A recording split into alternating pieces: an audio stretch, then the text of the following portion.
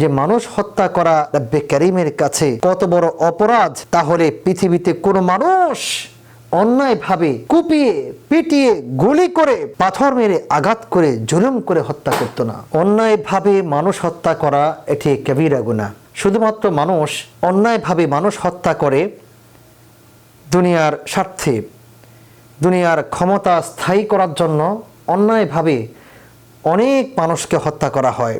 যদি মানুষ জানতো যে মানুষ হত্যা করা রব্বে কারীমের কাছে কত বড় অপরাধ, তাহলে পৃথিবীতে কোনো মানুষ অন্যায়ভাবে কুপিয়ে পিটিয়ে গুলি করে পাথর মেরে আঘাত করে জুলুম করে হত্যা করত না।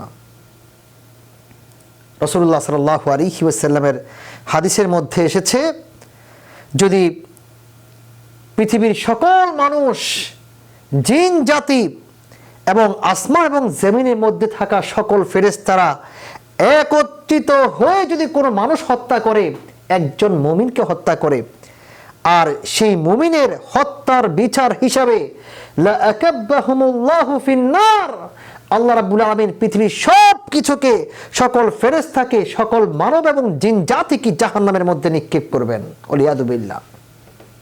অন্য হাদিসের মধ্যে এসেছে, লাযাওয়ালুদ দুনিয়া আহওয়ানু আলাল্লাহ মিন কতলি রাজুলিন মুসলিম।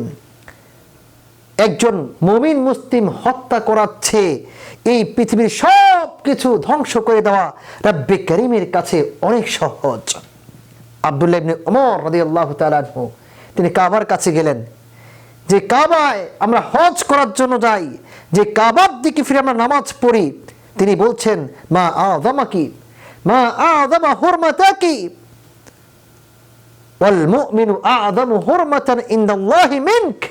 ও কাবা, তোমার অনেক সম্মান আছে, অনেক মর্যাদা আছে, কিন্তু তুমি জেনে নাও আল্লাহ রাব্বুল আলামিনের কাছে একজন মুমিনের মর্যাদা, একজন মুমিনের দাম তুমি কাবার চেয়েও বেশি। সুবহানাল্লাহ।